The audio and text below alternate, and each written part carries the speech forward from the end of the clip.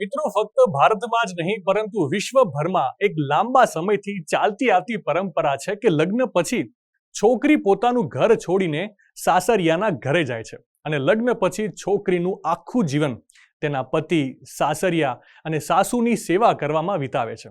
પરંતુ ભારતમાં એક સમુદાય એવો છે જ્યાં છોકરીઓ નહીં પણ છોકરાઓને લગ્ન પછી વિદાય આપવામાં આવે છે. જી હા, સાવ સાચું સાંભળ્યું.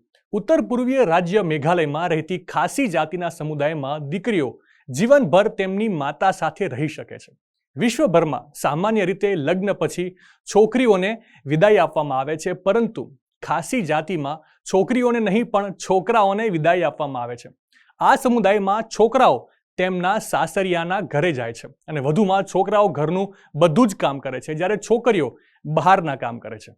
આ સમુદાયમાં આ પરંપરા ઘણા સમયથી પ્રચલિત છે.